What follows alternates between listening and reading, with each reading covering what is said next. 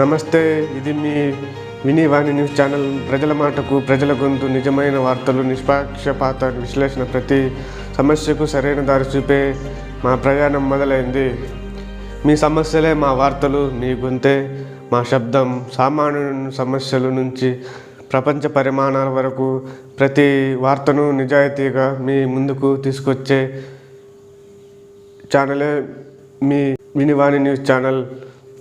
సమాజం మారాలంటే నిజాన్ని తెలుసుకోవాలి, తప్పును ప్రశ్నించాలంటే అది చేసేది ఎవరు? విని న్యూస్ ఛానల్.